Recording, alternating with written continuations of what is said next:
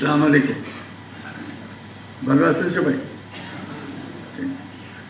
বিসমিল্লাহির রহমানির রহিম। উপস্থিত সম্মানিত খেতাবপ্রাপ্ত বীর মুক্তিযোদ্ধা ও তাদের উত্তরাধিকারীগণ, মুক্তিযুদ্ধ বিষয়ক মন্ত্রণালয়ের উপদেষ্টা, জাতীয় নিরাপত্তা উপদেষ্টা, সেনা, নৌ ও বিমান বাহিনী প্রধানগণ, ঊর্ধ্বতন সামরিক ও অসামরিক কর্মকর্তাবৃন্দ এবং উপস্থিত সুধীমণ্ডলী, আসসালামু আলাইকুম।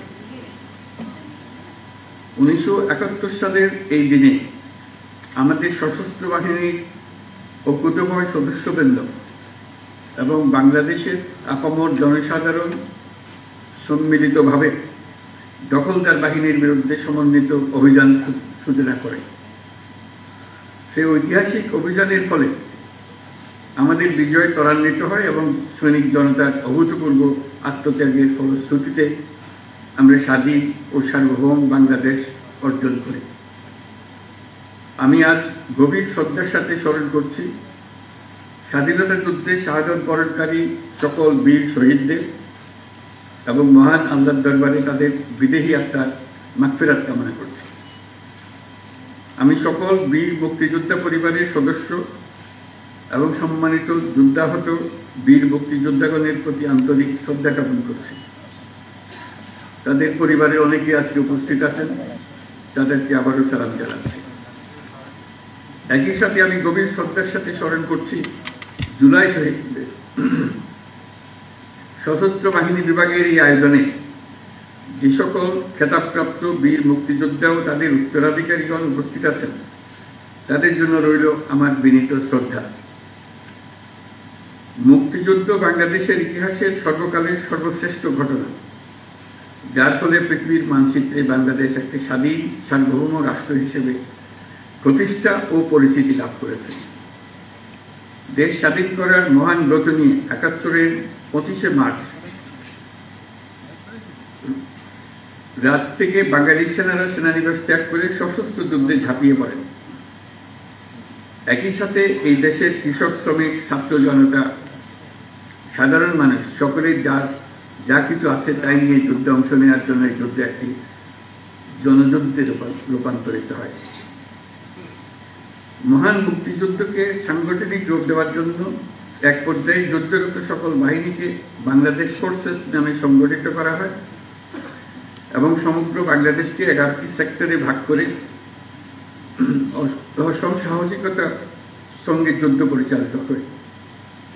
তৎকালীন পাকিস্তান নৌবাহিনীতে কর্মরত বাংলাদেশি সাবমেরিনার ও নাবিকদের সমন্বয়ে গড়ে ওঠা মুক্তিযুদ্ধের নৌ কমান্ডো দল অপারেশন জ্যাকপট নামে দুঃসাহসী আক্রমণ পরিচালনা করে বিভিন্ন নদী বন্দরে খাদ্য রসদ বোঝাই শত্রু জাহাজ ডুবিয়ে দেয় এবং বিমান বাহিনীর সদস্যদের নিয়ে গঠিত কিলো ফ্লাইট চট্টগ্রাম ও নারায়ণগঞ্জের জ্বালানি ডিপো সহ বিভিন্ন গুরুত্বপূর্ণ স্থাপনায় সফল আক্রমণ পরিচালনা করে।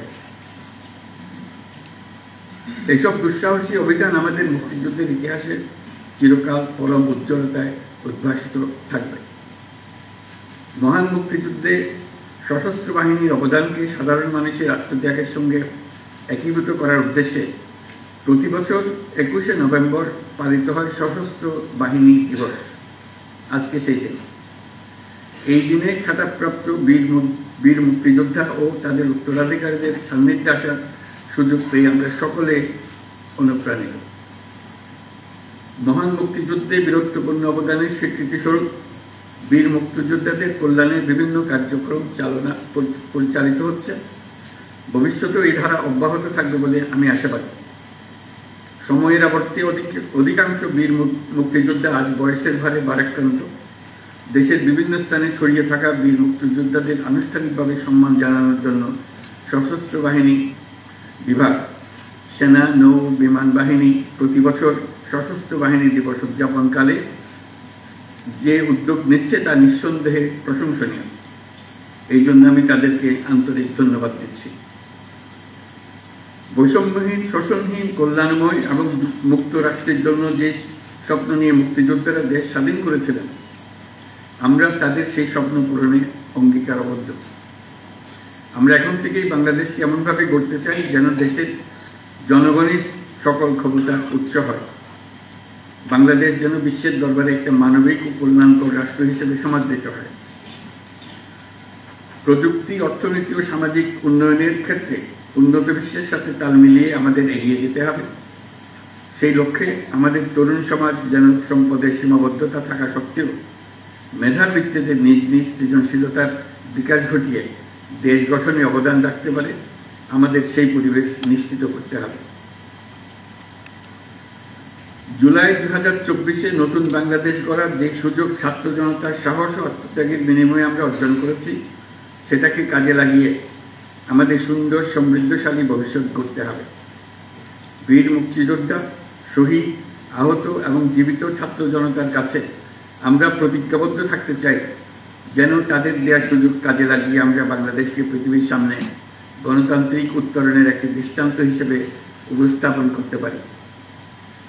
আজকের এই দিনে খেতাবপ্রাপ্ত মুক্তিযোদ্ধা এবং তাদের উত্তরাধিকারীদের সম্মাননা প্রদানের সুযোগ তৈরি করে দেওয়ার জন্য আমি সশস্ত্র বাহিনী বিভাগ সহ সকল সংশ্লিষ্টকে আন্তরিক ধন্যবাদ জানাচ্ছি।